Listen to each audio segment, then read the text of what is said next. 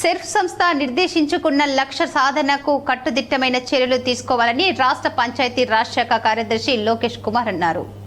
గురువారం రాష్ట్ర పంచాయతీ రాజ్ శాఖ కార్యదర్శి సెర్ఫ్ కార్యక్రమాలపై సెర్ఫ్ సీఈఓ డి దివ్యతో కలిసి జిల్లా కలెక్టర్లతో వీడియో కాన్ఫరెన్స్ ద్వారా సమీక్ష నిర్వహించారు. ఈ సందర్భంగా రాష్ట్ర పంచాయతీ రాజ్ శాఖ కార్యదర్శి మాట్లాడుతూ యాసంగి మార్కెటింగ్ సీజన్లో సెర్ఫ్ ద్వారా ఏర్పాటు చేయబోయే ఐకేపీ కొనుగోలు కేంద్రాల సంఖ్య గణనీయంగా పెంచాలని రాష్ట్ర ముఖ్యమంత్రి నిర్ణయించారని తెలిపారు. ప్రస్తుతం 33% ఉన్న ధాన్యం కొనుగోలు కేంద్రాలు ఈ సీజన్ నుంచి 50% పెంచేలా ప్రతిపాదనలు తయారు చేయాలని అన్నారు. జిల్లాలో ఇతర శాఖల ద్వారా ఏర్పాటు చేసే కొనుగోలు కేంద్రాలు చేయలేని పక్షంలో ఆ కేంద్రాలను ఐకేపీలకు బదిలీ చేయాలని, అదనపు వరి ధాన్యం దిగుబడి నేపథ్యంలో నూతన కేంద్రాల ఏర్పాటు సైతం స్వశక్తి మహిళా సంఘాలచే ప్రారంభించాలని కలెక్టర్లకు తెలిపారు.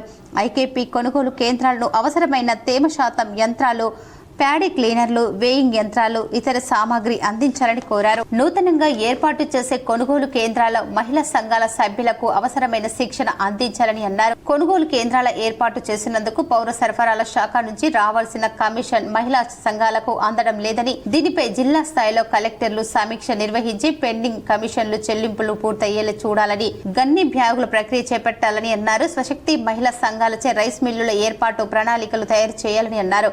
పౌర సరఫరాల శాఖ సెర్ఫ్ సమన్వయంతో భారత ఆహార సంస్థకు బియ్యం సరఫరా చేసే దిశగా కార్యాచరణ తయారు చేసి పౌర సరఫరాల శాఖ సెర్ఫ్ సమన్వయంతో భారత ఆహార సంస్థకు బియ్యం సరఫరా చేసే దిశగా కార్యాచరణ తయారు చేసుకోవాలని అన్నారు.